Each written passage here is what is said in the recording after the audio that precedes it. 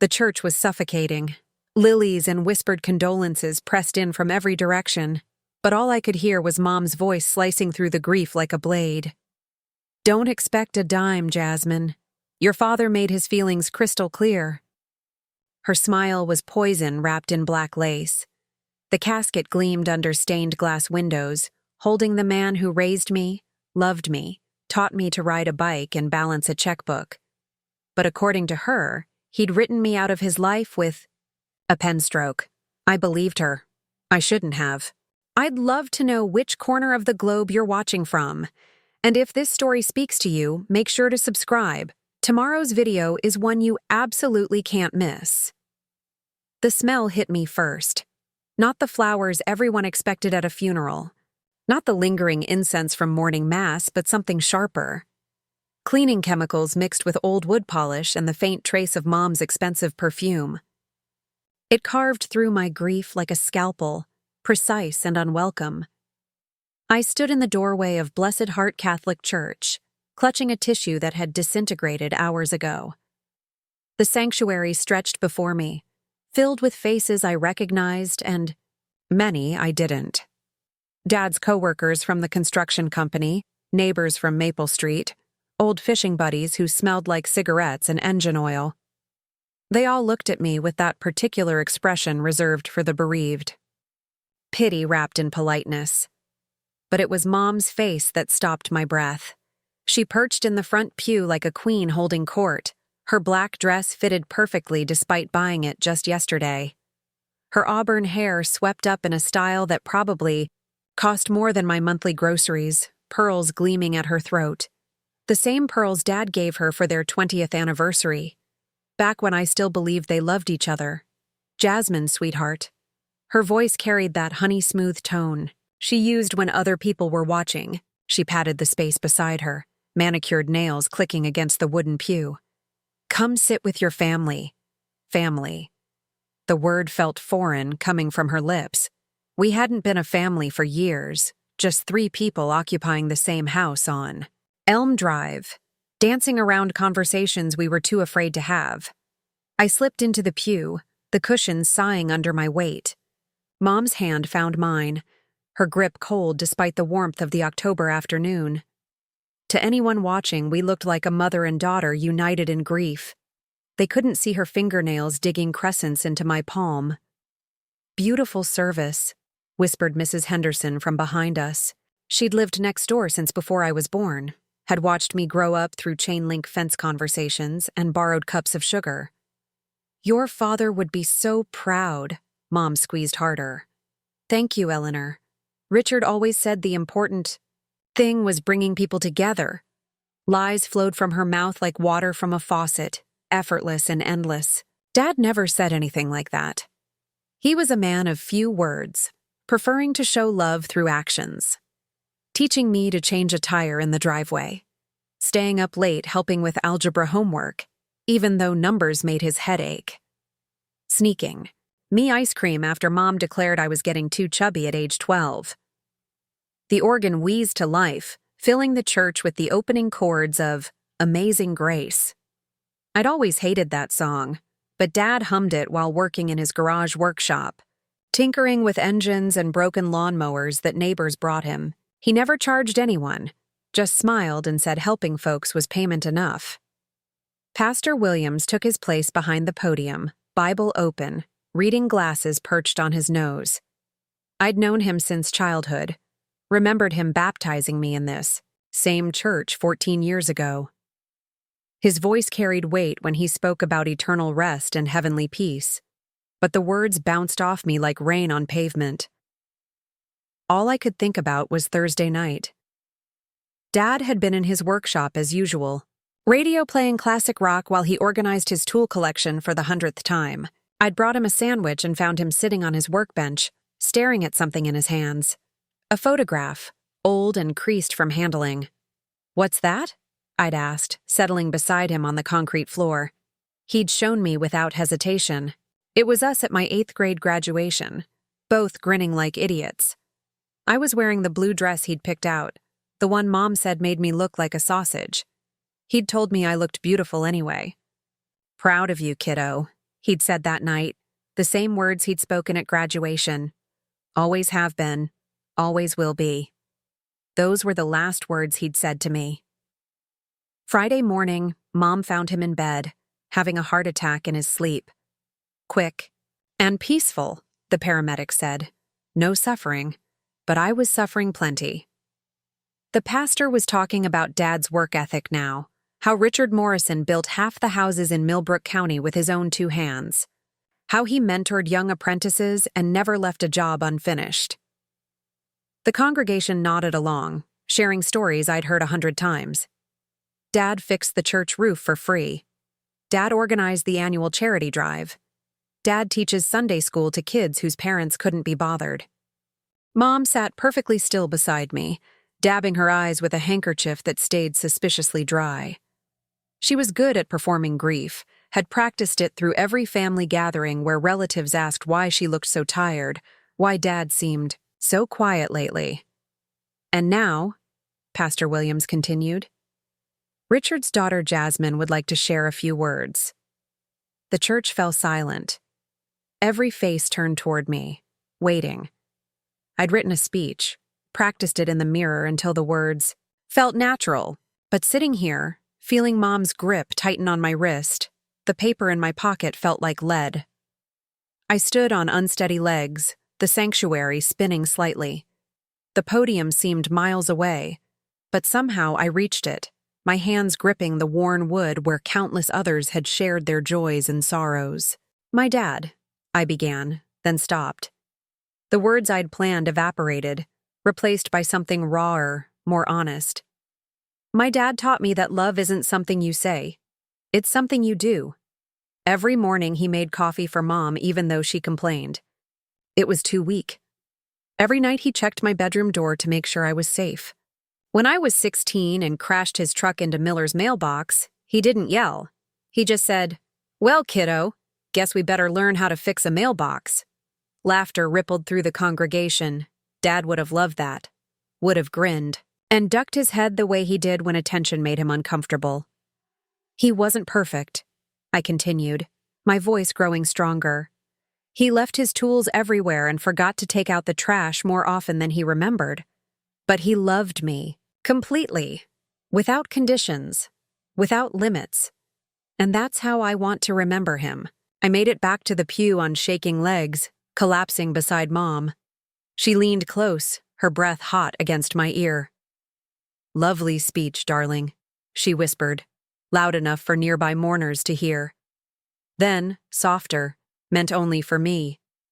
"Pity he didn't feel the same way about you." The words hit like a physical blow, stealing my breath. I stared straight ahead at the casket draped in white roses, Dad's favorite flower, and tried to process what she'd said. "What?" "After the burial," she murmured, her voice honey-sweet again as people began to stand. "We'll discuss your father's final wishes. I think you'll find them illuminating." The rest of the service blurred together. Hymns I didn't sing, prayers I didn't pray, condolences I didn't hear. We rode to Maplewood Cemetery in the funeral home's black sedan, Mom staring out the window while I watched the casket in the hearse ahead of us. The burial was brief. October wind scattered leaves across the freshly dug grave as Pastor Williams spoke about dust returning to dust. I threw a handful of dirt onto the polished wood and whispered goodbye to the man who'd been my anchor in a house full of storms. Back at home afterward, the house filled with mourners bearing casseroles and condolences. I moved through the crowd like a ghost, accepting hugs and murmured sympathies while Mom played the grieving widow with an Oscar-worthy performance. "Such a tragedy," she kept saying. But Richard wouldn't want us to dwell. He always said life was for the living. Another lie. Dad never said anything like that either. By evening, the last visitors had left, taking their aluminum pans and awkward comfort with them. I stood in the kitchen washing dishes, watching Mom count the sympathy cards like a bank teller handling cash. "Jasmine," she said, not looking up from the envelopes, "we need to talk." I set down the dish towel, my hands suddenly cold. Something in her tone made the air feel thinner, like breathing at high altitude. About what? She turned then, her expression shifting from performative grief to something harder, more calculating. This was the mom I knew, the one who appeared when audiences left and masks came off. About your expectations, she said, settling into Dad's favorite chair. The leather creaked under her weight, a sound that always meant comfort before. Now it felt like a violation. I know you probably assumed you'd inherit something, the house, maybe some money. Girls your age always think their daddies will take care of them forever. My stomach dropped. Mom, what are you talking about? Your father's will, sweetheart. The endearment dripped with condescension. He made some very clear decisions about his estate, and I'm afraid you're not going to like them. She reached into the stack of cards and pulled out a legal document, folded and official-looking. My name was written on the outside in Dad's careful handwriting, but the envelope was already open. He left everything to me, of course, she continued, smoothing the papers. The house, his life insurance, his retirement account, even that silly workshop of his. Every last penny. I sank into the kitchen chair across from her, the wood cold through my black funeral dress. That can't be right. A lot of love and effort went into bringing this story to life. If you're enjoying it, we'd be so grateful if you'd subscribe to our channel. Now, back to where we left off. Oh, but it is. She held up the document, legal language swimming, before my eyes. See for yourself. To my beloved wife, Patricia Morrison, I leave my entire estate. Not a word about you, darling, not a single mention. The kitchen walls seemed to press closer. This was the room where Dad taught me to make pancakes on Saturday mornings, where he helped me with homework while Mom watched television in the next room, where he'd told me just last month that I was the best thing that ever happened to him. There has to be a mistake, I whispered. Mom's laugh was as sharp as breaking glass. The only mistake was mine, thinking you might take this news with some dignity. Your father made his feelings perfectly clear, Jasmine. He provided for you for 18 years, and that was enough. Now you're on your own. She folded the papers and slipped them back into the envelope, the gesture final as a door slamming shut. I suggest you start looking for your own place, she added, standing and smoothing her skirt. I'll give you until the end of the month to make arrangements. After that, well, I'll need my space to grieve properly. I sat there long after she'd gone upstairs, staring at the kitchen table where Dad and I had eaten breakfast just 1 week ago. He'd been reading the newspaper, circling job openings with a red pen. For you, kiddo, he'd said, sliding the paper across the table. Saw some positions at the bank downtown. Good benefits, room for advancement. You're too smart to be stuck in that coffee shop forever. He'd been planning my future even then, making sure I had options, opportunities, and hope. But according to the will, according to Mom, he'd been planning to cut me out of his life entirely. The house settled around me, old wood creaking like bones. Dad's coffee cup still sat in the sink, the rim stained with his last sip. His reading glasses lay folded on the counter next to yesterday's newspaper, still open to the crossword puzzle he'd never finish. Everything looked the same, but the world had shifted on its axis. The man I thought I knew, the father who'd loved me unconditionally, apparently hadn't loved me enough to remember me in his will. I climbed the stairs to my childhood bedroom, past the family photos lining the hallway, Dad and me at the county fair. Dad taught me to fish at Morrison Lake. Dad walked me to my first day of kindergarten, both of us grinning despite my tears. Either those memories were lies or something else was, but I had no way of knowing which. Sleep didn't come that night. I lay in my childhood bed, staring at glow-in-the-dark stars Dad had stuck to the ceiling when I was 7. They were fading now, barely visible pinpricks of green light that reminded me how long I'd been living in this room, this house, this life that apparently meant nothing to the man who created it. My phone buzzed against the nightstand, a text from my best friend Chloe. How are you holding up? Call me if you need anything. I started typing a response 3 different times, then deleted each one. How could I explain that my father's death had somehow erased my entire existence? That the woman downstairs, humming while she organized sympathy flowers, had just told me I was worth less than the garage full of rusty tools?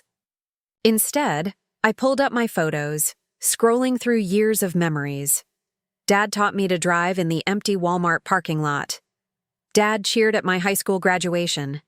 Dad helped me move into my first apartment 2 years ago, before I'd moved back home to save money for nursing school. Wait. I sat up in bed, the phone screen illuminating the darkness. That apartment. Dad had co-signed the lease because I didn't have enough credit history. He'd paid the security deposit, insisted on buying me a full set of dishes and a coffee maker that cost more than I made in a week at the coffee shop. Every girl needs her own place eventually, he'd said, carrying box after box up 3 flights of stairs despite his bad knee. Independence is important, kiddo. Don't let anyone make you feel small. If he didn't want me to inherit anything, why spend thousands helping me move out? Why encourage my independence just to abandon me financially? I crept downstairs to Dad's workshop, careful to avoid the 3rd step that squeaked. Mom's bedroom door was closed, thin light seeping underneath where she was probably planning her new life as a wealthy widow. The workshop still smelled like WD-40 and sawdust. Dad's tools hung in perfect order on the pegboard, each outline traced, in black marker so he'd know exactly where everything belonged. His workbench was cluttered with the lamp he'd been fixing for Mrs. Chen next door, parts organized in small paper cups like a surgeon's instruments. I opened his desk drawer, looking for anything that might explain the will. Bank statements, receipts, warranty cards for appliances. Nothing unusual until I found a manila folder labeled Important Papers in Dad's careful block letters. Inside were documents I'd never seen before. Life insurance policies with beneficiary information. Investment account statements showing balances. That made my eyes widen. Dad had been far from wealthy, but he wasn't poor either. Years of careful saving and smart investments had built a nest egg worth nearly $500,000. But it was the smaller papers that made my hands shake. College. Brochures for nursing programs, printed from websites and covered in Dad's handwritten notes. Good clinical rotation opportunities. High NCLEX pass rates. Financial aid available. He'd been researching schools for me, mapping out my future with the same precision he used to plan construction projects. Under the brochures was a bank. Deposit slip from 3 months ago. A transfer of $15,000 from his savings to a new account labeled Jasmine's Education Fund. The account number was written on a sticky note attached to a business card for Millbrook Community. Bank, my heart hammered against my ribs. He'd been saving money specifically for my schooling. Why would someone planning to disinherit their daughter create an education fund just months before dying? A soft sound from upstairs made me freeze. Footsteps in the hallway, then the bathroom, door closing. I quickly gathered the papers, but something else caught my eye. A small key taped to the back of the folder, silver and old-fashioned looking. It was labeled SDB 247 in Dad's handwriting, Safety Deposit Box. I slipped the key into my pocket and crept back upstairs, papers tucked under my arm.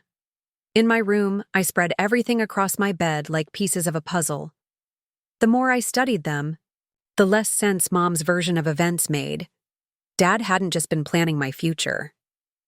He'd been protecting it. The next morning arrived gray and drizzling, October settling into the serious business of becoming winter. I found Mom in the kitchen making coffee in Dad's favorite mug, the one I'd given him for Father's Day 3 years ago. World's Best Dad, in fading blue letters. "Good morning, sweetheart," she said without looking up from her newspaper. "Sleep well?" Not really. I poured myself coffee from the pot, noting she'd only made enough for one. An old habit, but now it feels deliberate. "Mom, I need to ask you something about Dad's will." Her shoulders tensed slightly, but she kept reading. What about it? When was it written? What kind of question is that? A simple one. When did Dad write his will? She folded the newspaper with sharp, precise movements. 2 years ago, after his heart episode. Why? Dad's heart episode. The mild heart attack that had sent him to the hospital for 3 days and scared us all into healthier eating habits. He'd been 55 then, suddenly aware of his mortality in a way that made him more affectionate, more present. Did you see him write it? Jasmine, what's with the interrogation? Your father handled his own legal affairs. But that wasn't true. Dad hated paperwork, always asked Mom to deal with insurance forms and tax documents. He'd rather rebuild an engine than fill out a single form. The idea of him drafting a legal will without help seemed impossible. Who was his lawyer? Mom stood abruptly, coffee sloshing over the rim of Dad's mug. I don't appreciate this tone, young lady. Your father made his wishes clear, and questioning them won't change anything. You have 3 weeks to find somewhere else to live. I suggest you spend your energy on that instead of playing detective. She stalked out of the kitchen, leaving me alone with my doubts and Dad's coffee mug. I picked it up, running my fingers over the faded letters. World's best dad. He'd drunk from this mug every morning for 3 years, had smiled every time he saw the words. If he'd really wanted to cut me out of his life, would he have kept using a gift that reminded him of me daily? I called in sick to work and drove to Millbrook Community Bank instead. The building was old brick and new glass, trying to look modern while honoring its small-town roots. I'd been here countless times with Dad, watching him make deposits and withdrawals with the careful attention he gave everything involving money.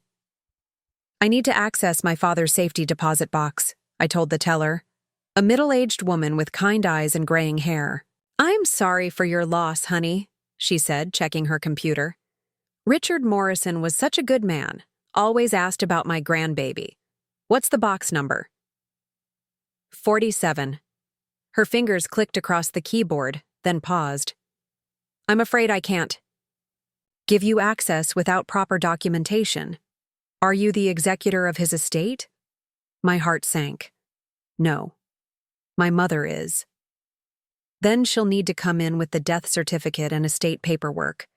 Bank policy, I'm afraid. I thanked her and walked back to my car, frustrated but not defeated. There had to be another way to find out what Dad had hidden in that box. More importantly, there had to be someone who could verify whether the will Mom showed me was real. Back home, I found Mom on the phone in the living room, voice pitched low but excited. Tuesday works perfectly, she was saying. Yes, I'll bring all the documentation. Thank you so much for squeezing me in. She hung up as I walked in, her expression shifting to manufactured concern. How was work, darling? Fine. I sat across from her, studying her face. Who was that on the phone? Just business. Estate matters. Nothing you need to worry about. But I was worrying. About the education fund Dad had created. About the safety deposit box key in my pocket. About the college brochures covered in his handwritten dreams for my future. That afternoon, I drove to the law offices of Henderson and Associates, the only legal practice in Millbrook County. The receptionist, a young woman about my age, looked up from her computer with professional sympathy. I'm sorry for your loss, she said. Mr. Henderson handled your father's affairs, didn't he? Did he? I'm trying to verify some information about my father's will. Richard Morrison. Her fingers clicked across the keyboard, frown lines appearing between her eyebrows. That's strange. I don't see any files under that name. Are you sure he used our firm? My stomach dropped. He had to. We're the only lawyers in town. Well, there's also Brennan Legal Services over in Cedar Falls, about 20 minutes north. Some folks drive there for more specialized work. I thanked her and left, mind racing. If Dad hadn't used the local lawyer, where had his will been drafted? And why would he drive 20 minutes to Cedar Falls when Henderson's office was 5 minutes from our house? The drive to Cedar Falls gave me time to think. Mom had been acting strange even before Dad died, more secretive than usual. Phone calls that ended when I walked into the room. Hushed conversations with her sister Aunt Carol that stopped whenever I appeared. I'd assumed it was normal marriage stuff, the kind of private discussions couples have. But what if it was something else? Brennan Legal Services occupied the ground floor of a converted Victorian house, all dark wood and brass fixtures. The attorney, Marcus Brennan, was a thin man in his 60s with sharp eyes and a firm handshake. "Mr. Morrison," he said when I explained why I was there. "Yes, I remember." "Him well. Came to see me about 6 months ago. Very concerned about his estate planning." 6 months ago. Not 2 years, like Mom had claimed. "Can you tell me what he wanted?" Brennan hesitated, clearly weighing client confidentiality against my obvious distress. "I can tell you that he was very specific about his wishes regarding his daughter." Very specific indeed. What kind of specific? The kind that suggests he loved her very much and wanted to ensure her future was secure, regardless of what anyone else might want. My heart pounded. "Mr. Brennan, my mother says Dad left everything to her, that I wasn't mentioned in the will at all." His eyebrows shot up. "That's concerning. Your father's primary concern was making sure you were provided for. He mentioned some family tensions and wanted to be sure his intentions were crystal clear. Do you have a copy of the will?" "I should, but..." He turned to his filing cabinet, flipping through folders with increasing agitation. "This is very strange. The Morrison file is missing." "Missing? It was here last week. I remember seeing it when I was organizing estate documents." He looked up at me, expression troubled. "Mrs. Morrison, has anyone else been asking about your father's will recently?" I thought about Mom's phone call that morning, her excitement about a Tuesday appointment. "Maybe. Is it possible someone could have taken the file?" "Highly unlikely. This office is always locked," but doubt crept into his voice. "Though I suppose, if someone had a key..." "Who would have a key?" Brennan was quiet for a long moment, clearly wrestling with how much to reveal. Finally, he said, "Your father gave me specific instructions about his will. If anything happened to the original document, I was to contact you immediately." "Not your mother. You." The air in the office felt thin. "And did you contact me?" "I tried. Called the number your father gave me, but it was disconnected. I pulled out my phone, showing him my number. He compared it to a card in his desk, then shook his head. "This isn't the same number. Your father gave me a different one entirely." "What number?" He showed me the card. It was Mom's cell phone number, written in Dad's careful handwriting but labeled as mine. The pieces clicked together like Dad's tools finding their proper places on the pegboard. Mom had intercepted the lawyer's call, possibly taken from the will itself, and somehow convinced Dad to give her my contact information, ensuring she'd be the first to know if anything went wrong. "Mr. Brennan," I said carefully, "is it possible to challenge a will if you suspect forgery?" His eyes sharpened with professional interest. "Absolutely. Especially if there's evidence the deceased's true wishes weren't represented." "Why do you ask?" I told him about the education fund, the safety deposit box key, and the college brochures, about Dad's behavior in his final months, his increased affection, and future planning. About Mom's strange phone calls and sudden wealth of knowledge regarding estate law. When I finished, Brennan leaned back in his leather chair, fingers steepled. "Ms. Morrison," he said slowly, "I think your father may have been more worried about family interference than he let on, and I think he may have taken precautions." Marcus Brennan's words echoed in my head during the drive home. "I think he may have taken precautions." What kind of precautions? And why would Dad feel the need to protect his will from his own wife? The house was empty when I arrived. Mom's car missing from the driveway. A note on the kitchen counter explained she'd gone to Cedar Falls for errands. The timing felt too convenient, like she was avoiding me after our morning conversation about the will. I made a sandwich I couldn't taste and sat in Dad's workshop, surrounded by his organized chaos. Everything here told a story of a man who planned ahead, who thought through problems before acting. The pegboard where every tool had its place. The coffee can be full of sorted screws and bolts. The notebook where he tracked every project, every expense, every favor done for neighbors. That notebook caught my attention. Dad's handwriting filled page after page with meticulous records. Fixed Henderson's porch railing, no charge. Helped Murphy move furniture, pizza dinner. Rebuilt Chen's garden shed, borrowed my miter saw in return. But the recent entries were different.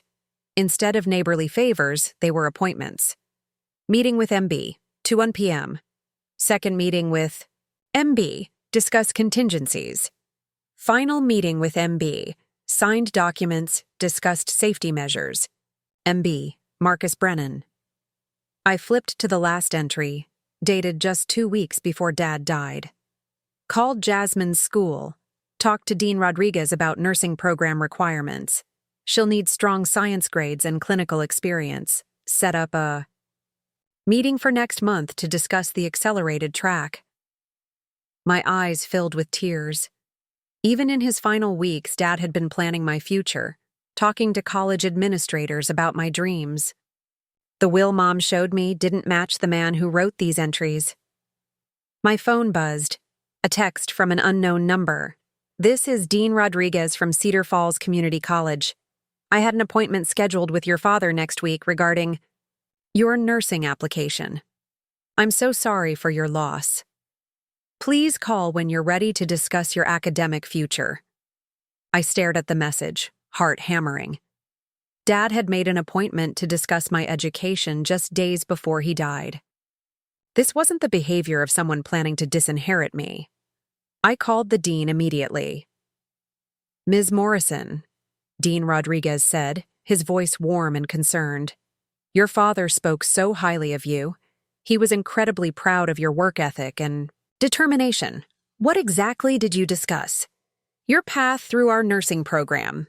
He mentioned you'd been saving money working at the coffee shop, but he wanted to ensure finances wouldn't be a barrier to your education.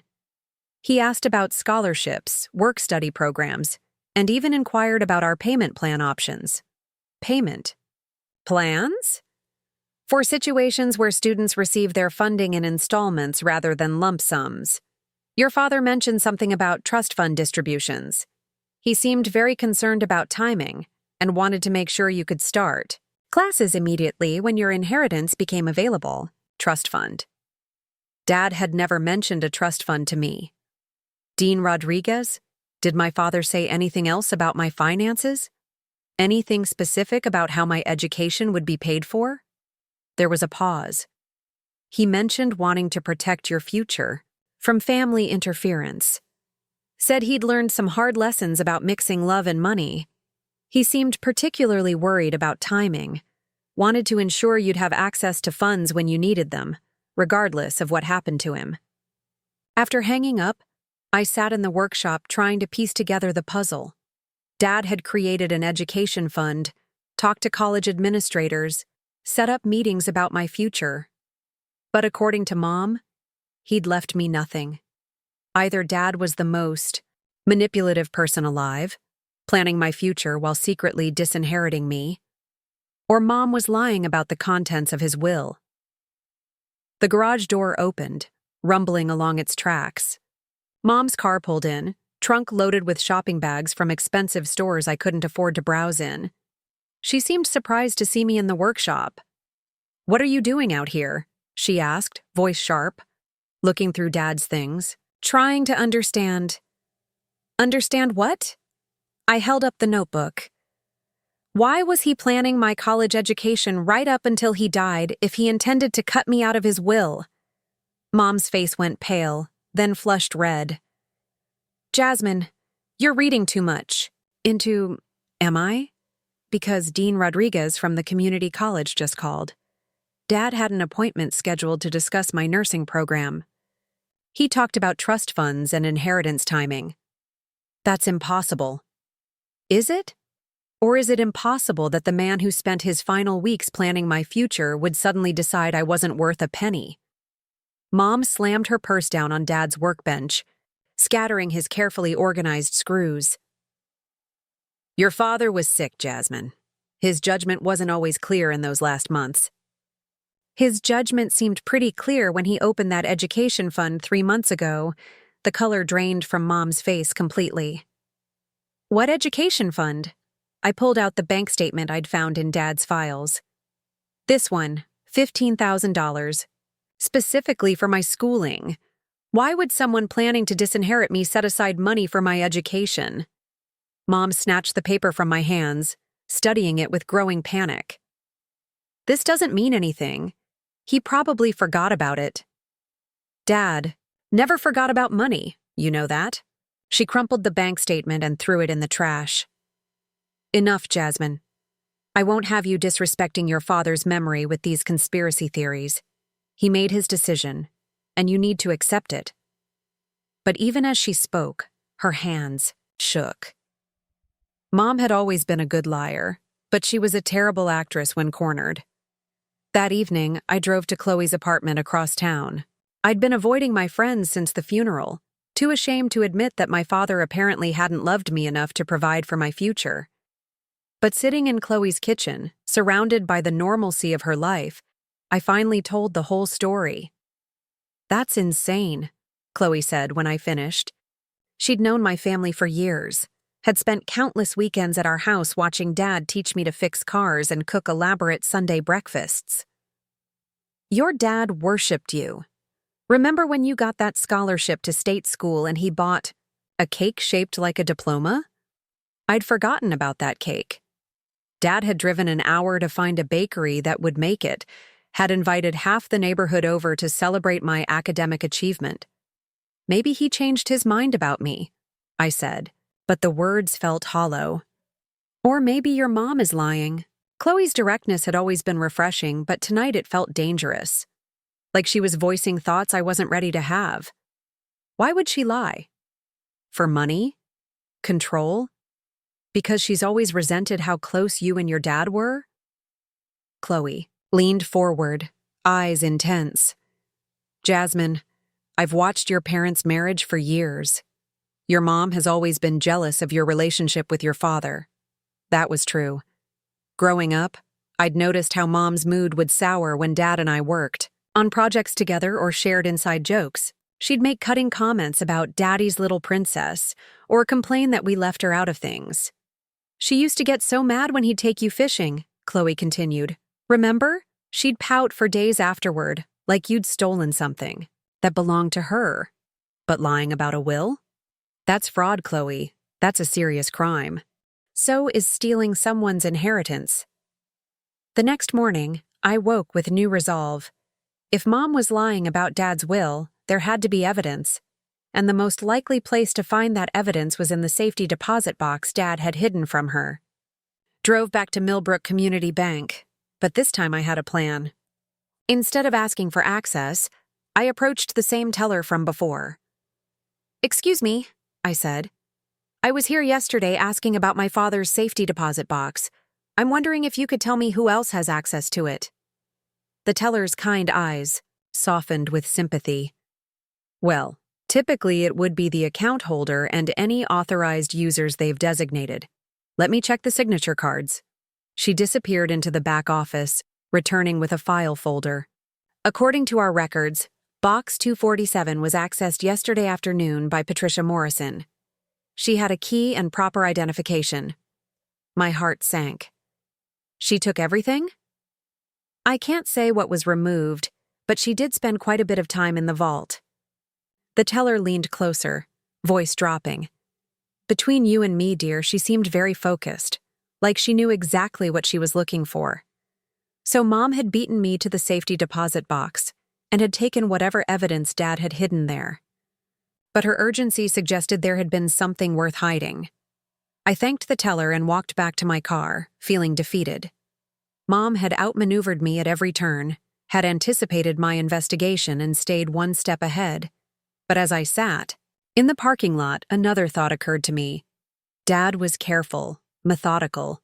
If he'd hidden important documents in a safety deposit box, he might have made copies somewhere else.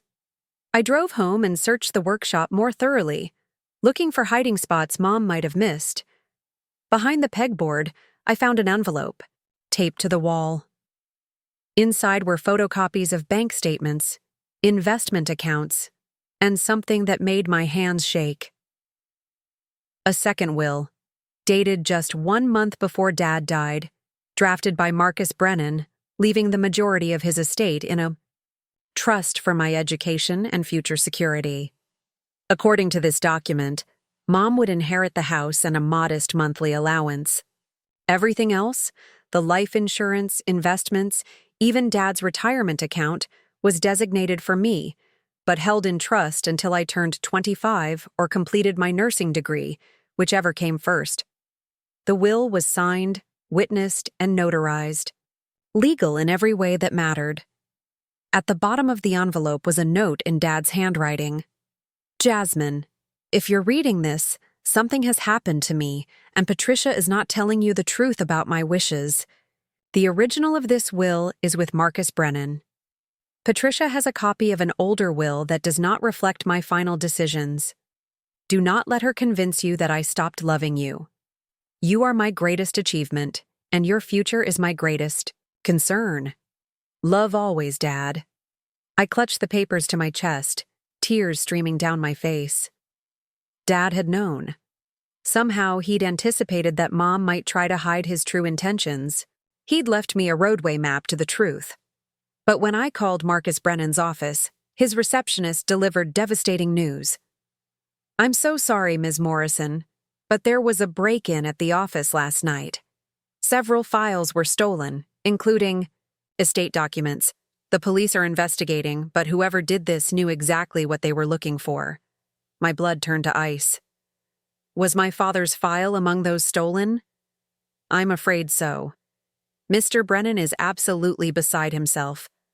40 years, in practice, and nothing like this has ever happened.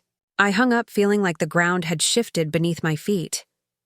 Mom hadn't just hidden Dad's will. She'd actively destroyed the evidence of his true wishes.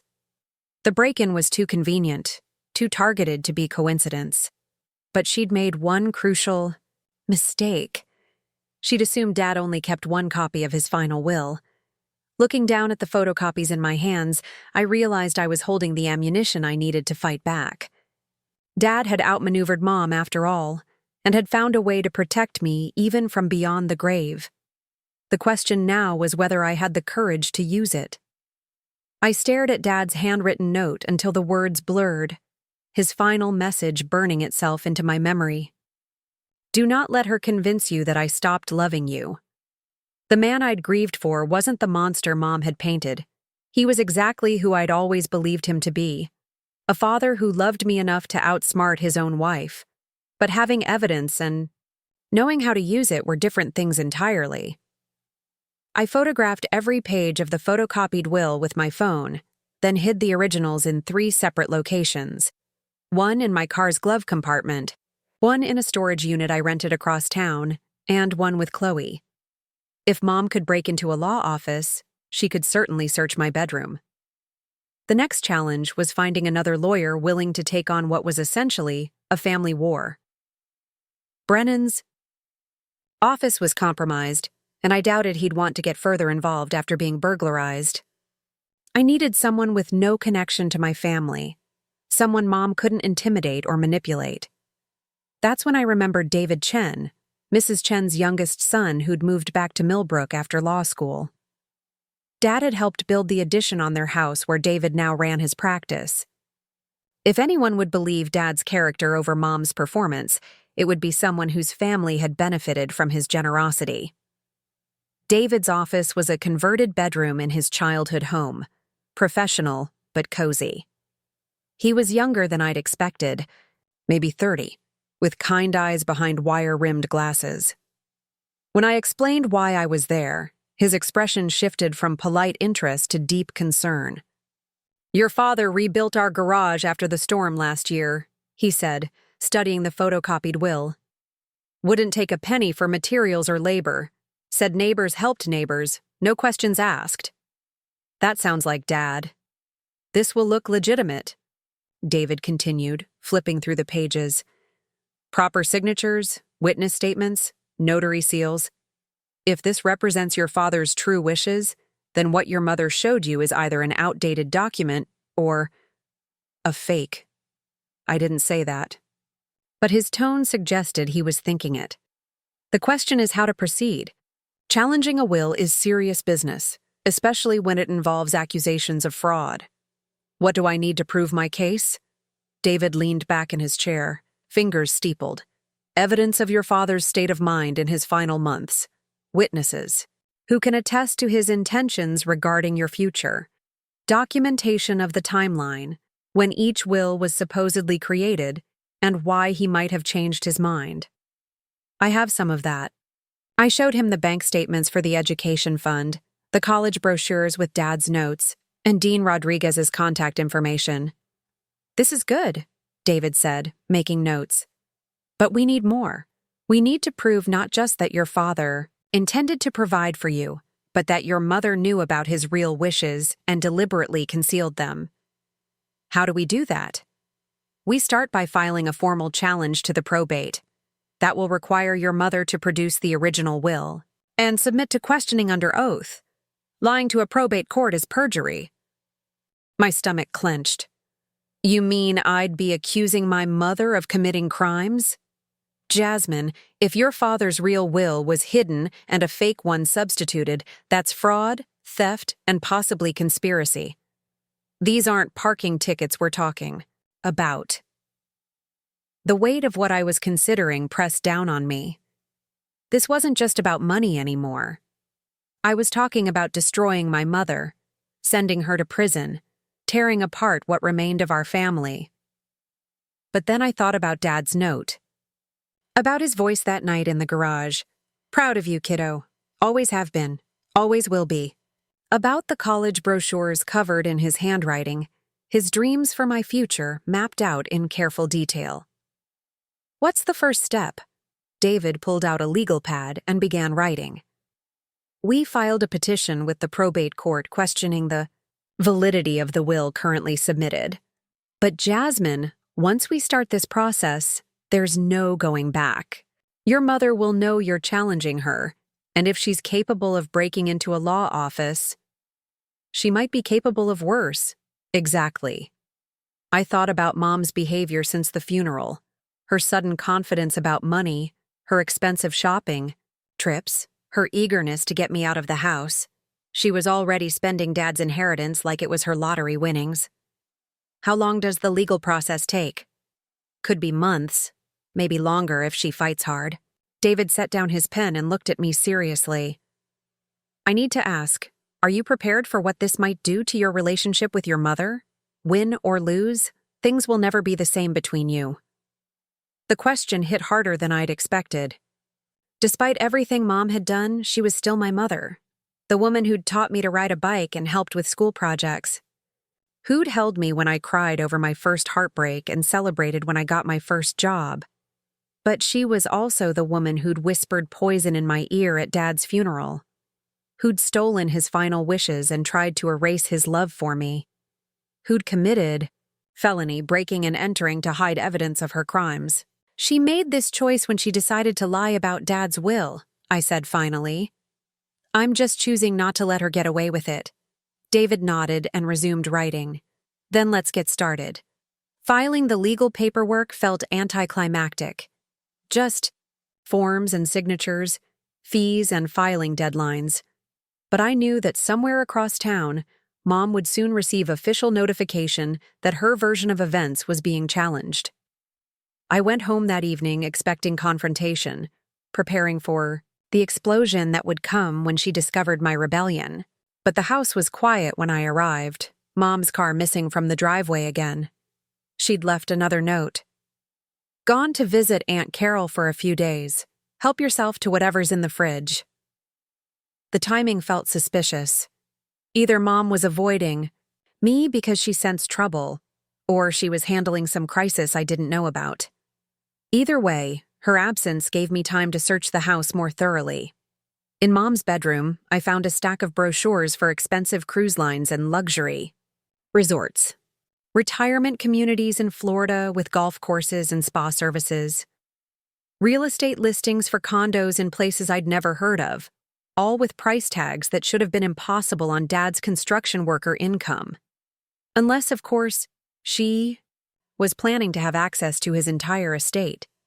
I photographed everything and sent the images to David with a text. Found these in Mom's room. Looks like she's already spending the inheritance.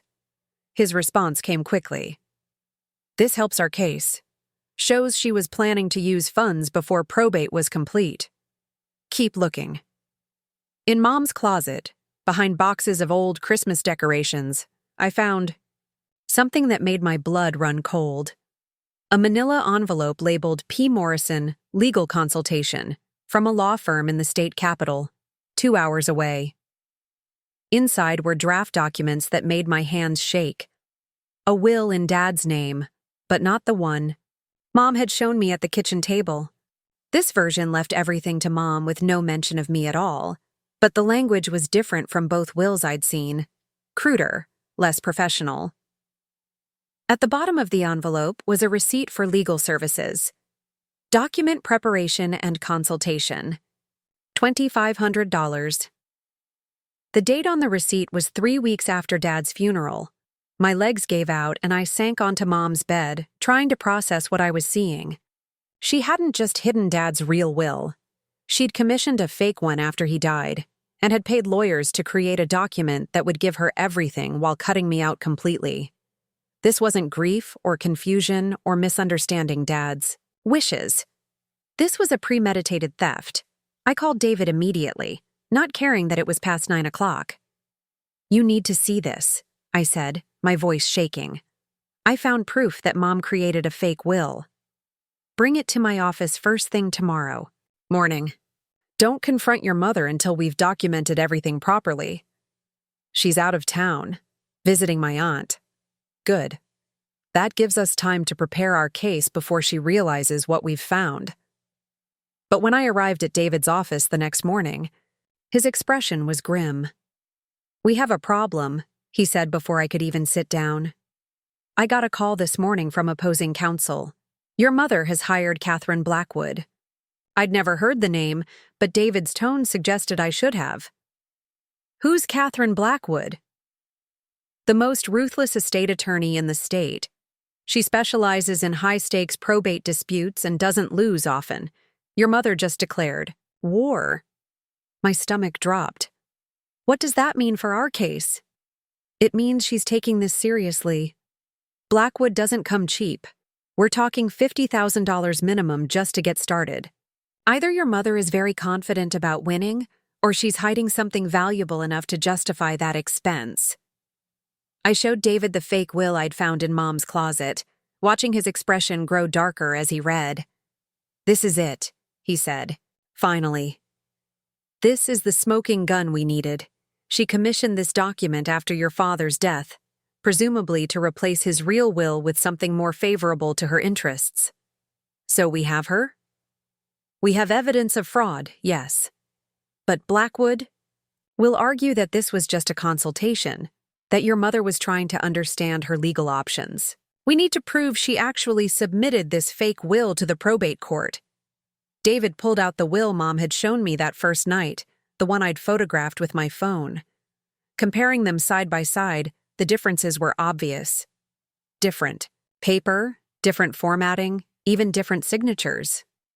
The will she showed you isn't the same as the one she filed with the court, David said, pointing out discrepancies. She's been playing shell games, showing you one document while filing another. How many wills are there? At minimum, 4. Your father's real will with me as backup, the fake one she commissioned from the capital firm, the one she showed you, at home, and whatever she actually filed with probate court. David rubbed his temples like he was getting a headache.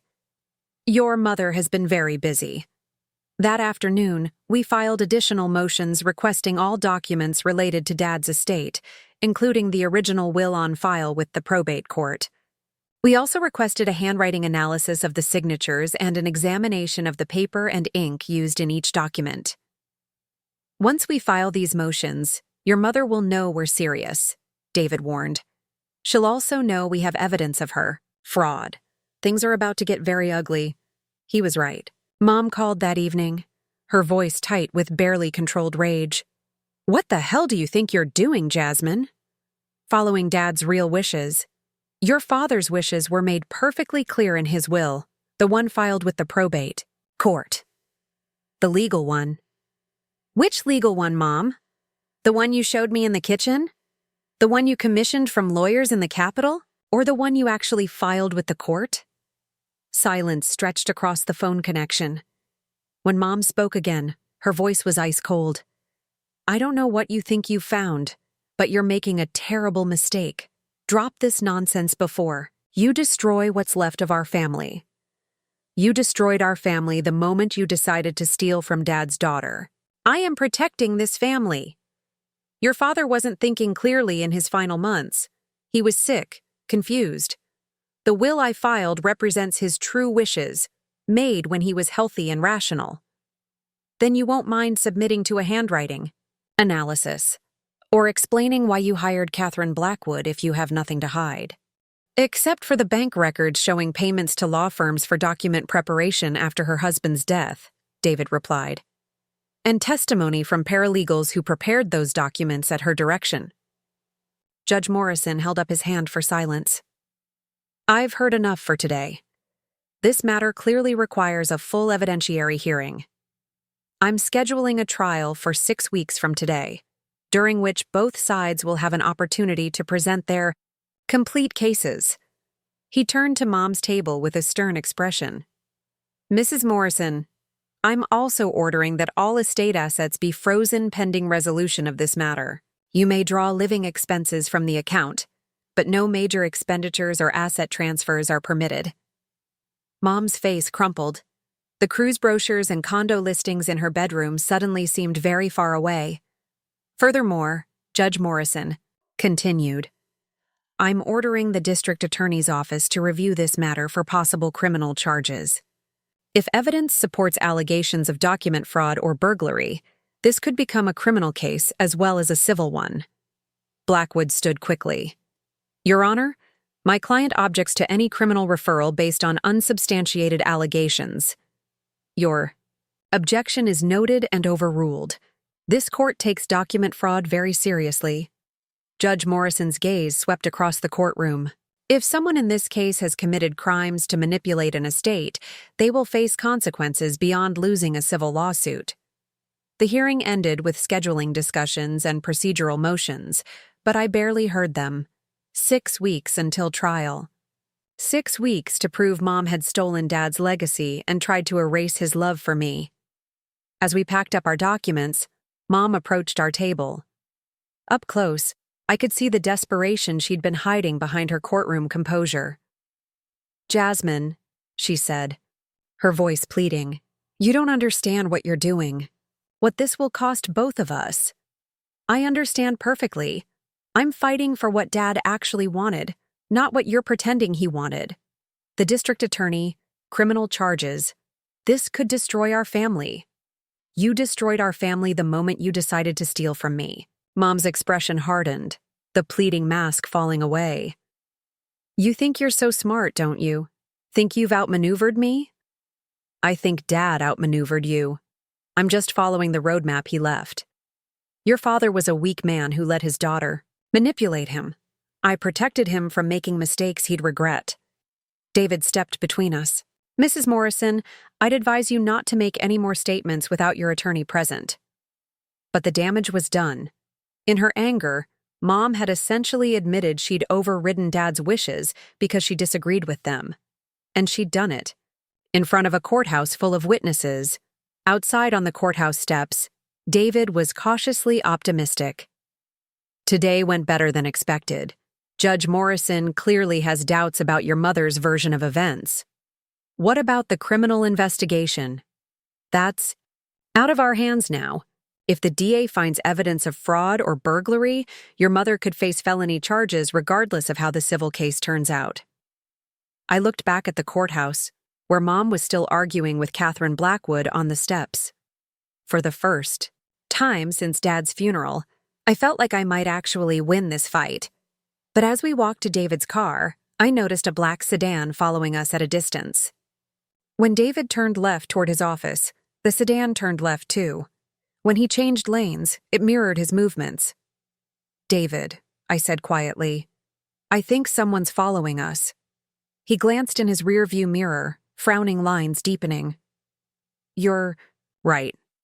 Same car that was parked outside the courthouse when we arrived. Should we call the police? Let's see where this goes first. But Jasmine, your mother just learned she might face criminal charges. Desperate people do desperate things." The sedan followed us for 6 more blocks before finally turning away, but the message was clear. Mom wasn't just fighting for Dad's money anymore.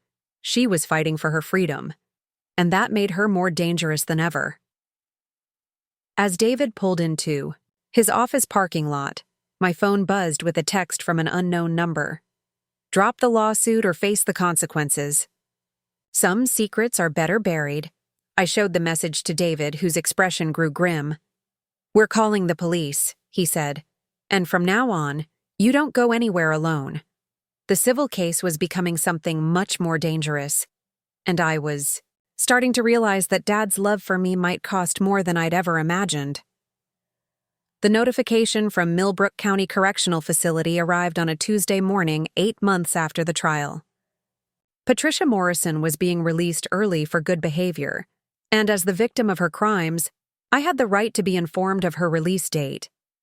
I stared at the official letterhead, remembering the last time I'd seen her, smaller somehow in her orange jumpsuit, stripped of the expensive clothes and calculated confidence that had defined her for so long.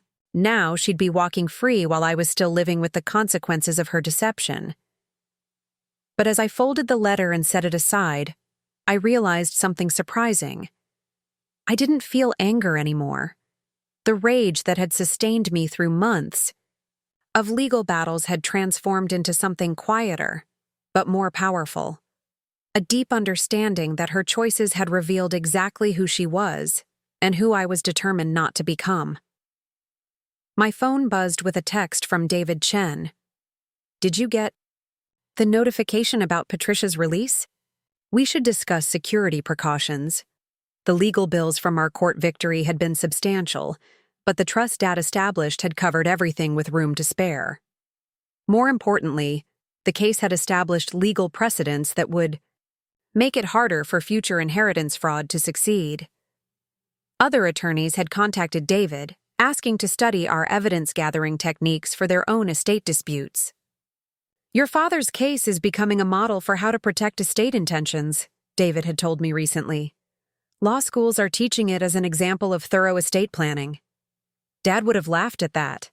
The man who'd hated paperwork had become a textbook case in legal strategy. I drove to Cedar Falls Community College for my Tuesday morning anatomy class, my second semester in the nursing program Dad had researched so carefully. The education fund he'd established covered tuition, books, and living expenses, with enough left over to eliminate the student loans that burdened most of my classmates. Professor Martinez was explaining cardiac physiology when my mind wandered to Dad's heart attack. "Quick and peaceful," the paramedics had said, but I now understood the complex cascade of events that had stopped his kind heart forever. Learning about the medical realities of his death had brought closure I hadn't expected. After class, I found Chloe waiting by my car, holding 2 coffee cups and wearing the expression she used when delivering difficult news. "What's wrong?" I asked, accepting the caffeine gratefully. "I saw something this morning that I think you should know about." She pulled out her phone and showed me a Facebook post. "Your mom, sorry, Patricia. She's apparently back in town." The post was from Mrs. Peterson, who lived 3 streets over from our old neighborhood. A photo of a thin woman with graying hair walking past the Millbrook Town Square, accompanied by the caption, "Thought I recognized Patricia Morrison doing some shopping downtown today. Didn't realize she was back." "She's supposed to report to a parole officer," I said, studying the image. The woman in the photo looked older, more fragile than the confident widow who'd tried to steal my inheritance. "Maybe she's required to stay in the county. Are you worried about her contacting you?" I thought about that question seriously. For months after the trial, I'd imagined what I might say if Patricia tried to reconcile, what anger I'd unleash, what accusations I'd make. But looking at her picture now, I felt something closer to pity than rage.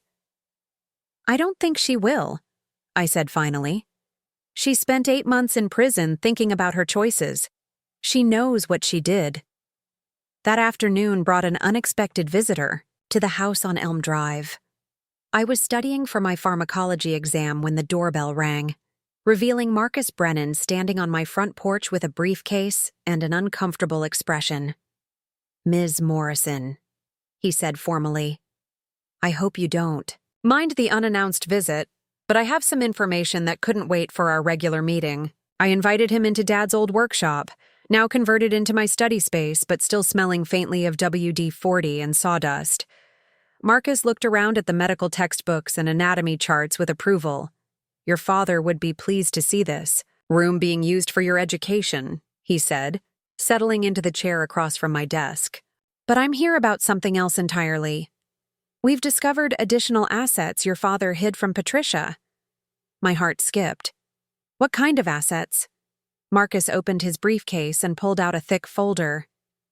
"Your father was more sophisticated about protecting his wealth than anyone realized. We've found 3 additional bank accounts, a small investment portfolio, and something quite extraordinary."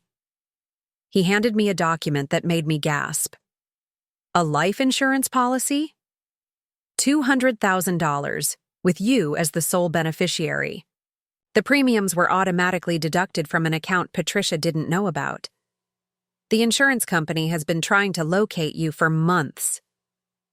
I stared at the policy, dated just 6 months before Dad's death. He'd increased his life insurance coverage while planning his estate protection, ensuring I'd have additional security even if Patricia had succeeded in stealing everything else. "There's more," Marcus continued, pulling out bank statements. "Your father had been moving small amounts of money into hidden accounts for over 2 years. Not enough to trigger Patricia's attention, but substantial when combined. We're talking about an additional $150,000. He was planning this for 2 years? It appears your father suspected Patricia's intentions long before his death. These financial moves suggest he was systematically protecting assets from potential family interference." The revelation was staggering. Dad hadn't just anticipated Patricia's greed. He'd been actively defending against it for years, quietly building firewalls around his wealth while maintaining the facade of a trusting husband. Why didn't this come out during the trial? These accounts were discovered during the ongoing criminal investigation. The FBI's Financial Crimes Unit has been tracing Patricia's activities, and they uncovered your father's countermeasures in the process. Marcus handed me another document, this one bearing the seal of the Federal Bureau of Investigation. "There's something else you should know. Patricia wasn't working alone. The FBI report detailed a conspiracy involving Patricia, a crooked paralegal at the Capitol law firm, and a notary who specialized in backdating documents. They'd been running similar schemes on elderly clients across 3 counties, stealing inheritances by creating fake wills and destroying original documents. Your case broke open an entire criminal network," Marcus explained. 6 other families have come forward with similar stories. Patricia's 8-month sentence was just the beginning. She's facing federal charges that could put her away for decades. I set down the papers, overwhelmed by the scope of what Dad had uncovered and prevented. His meticulous planning hadn't just protected my inheritance. It had exposed a criminal enterprise that was stealing from grieving families across the region. "The additional assets bring your total inheritance to over $700,000, Marcus continued. more than enough to fund your education and establish genuine financial independence. That evening, I called Dean Rodriguez to discuss expanding the Richard Morrison Memorial Scholarship. With the additional funds Dad had hidden, I could create an endowment that would help deserving students for generations to come. "This is extraordinary generosity," Dean Rodriguez said when I explained the expansion plans. "With this endowment, we could help 15 to 20 students annually instead of just 1 or 2. Dad always said helping people was payment enough. I want his legacy to keep helping long after I'm gone." 2 weeks later, the scholarship expansion was announced at a campus ceremony attended by local media and community leaders. I stood at the podium in the college's main auditorium, looking out at faces that included many who'd known Dad personally.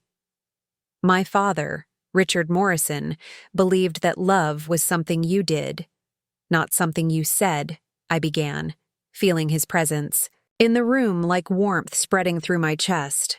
He spent his final months planning not just my education, but my entire future. Today, we're extending that planning to other students who share his belief that hard work and determination can overcome any obstacle. In the audience, I spotted Tommy Martinez from Dad's construction crew, Mrs. Henderson from next door, and several professors who'd supported me through the legal battles and academic challenges. Even Detective Reynolds had come, representing the law enforcement community that had helped expose Patricia's crimes. The Richard Morrison Memorial Scholarship will provide full funding for students pursuing healthcare careers, particularly those from families facing financial hardship. But more than that, it will continue my father's legacy of building others up, of investing in futures that might otherwise be limited by circumstance. After the ceremony, people approached with stories about Dad's impact on their lives. A young mother whose roof he'd repaired for free after a storm. An elderly man whose car he'd fixed without charging labor costs. A teenager he'd mentored in construction skills when other adults had written the boy off as trouble. "Your daddy was a good person," said Maria Santos, whose daughter was one of the scholarship recipients. "He helped my husband get work when times were hard, never asking for nothing in return. Now his daughter's helping my baby get an education. That's how love works. It keeps spreading." That night, I sat in Dad's workshop with a cup of coffee in his favorite mug, reading through the FBI's full report on Patricia's criminal network. The scope of her deception extended far beyond our family, affecting dozens of people who'd trusted her with their most vulnerable moments. But reading between the lines, I could see Dad's hand in the investigation. His meticulous record-keeping, his hidden copies of documents, his strategic planning. All of it had provided law enforcement with the roadmap they needed to uncover the broader conspiracy. Even from the grave, he'd been protecting people. A month after Patricia's release from county jail, she was arrested again on federal charges. The FBI had built an airtight case using evidence from multiple victims, including the documentation Dad had preserved. This time, she was looking at 15 to 20 years in federal prison. I felt no satisfaction at the news, only a quiet sense that justice was finally complete. Patricia would spend her golden years in an orange jumpsuit instead of the luxury retirement she'd planned to steal from other people's families. The house on Elm Drive had become my permanent home, the place where I studied for nursing school, exams, and hosted holiday dinners for classmates who couldn't afford to travel home. Dad's workshop remained partially intact. His favorite tools still hung on the pegboard, but now they shared space with medical equipment and study guides. On quiet evenings, I'd sit at the desk he'd built and practice the procedures I was learning in clinical rotations.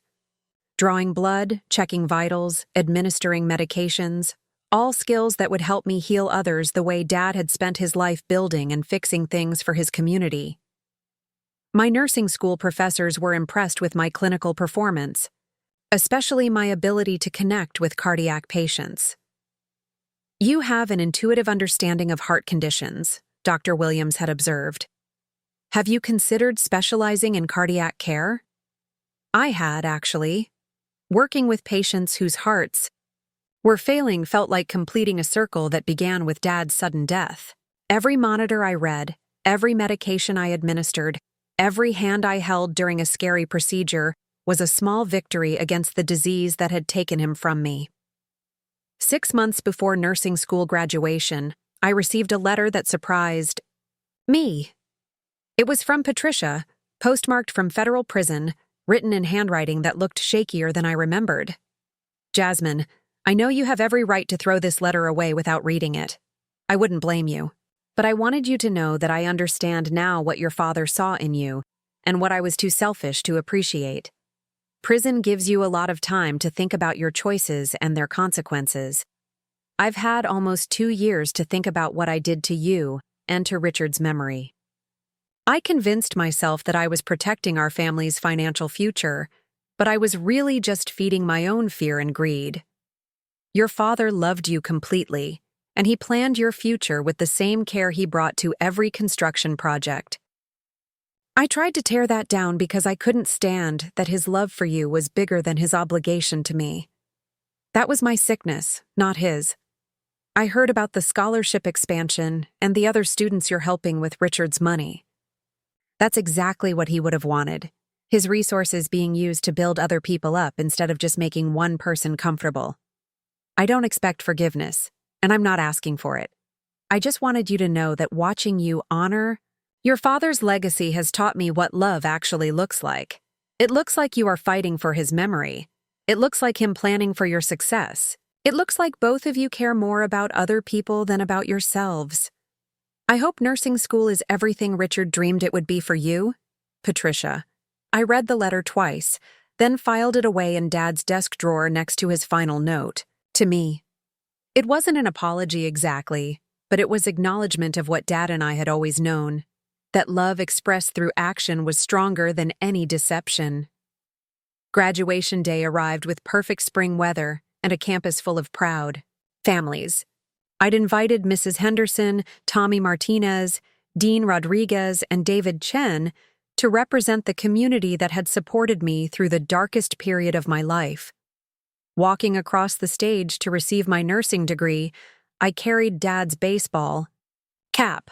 The same cap he'd worn to every important event in my life.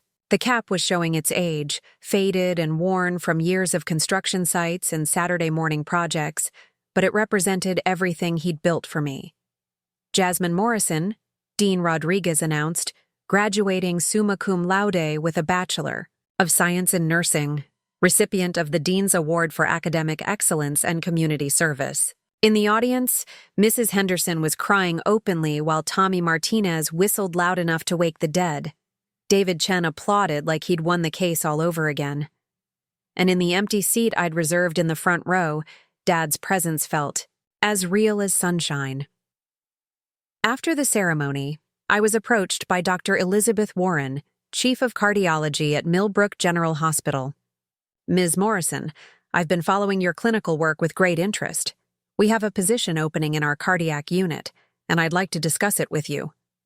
The job offer was everything I'd dreamed of, working with heart patients in the same hospital where Dad had been pronounced dead, using my skills to fight the disease that had taken him.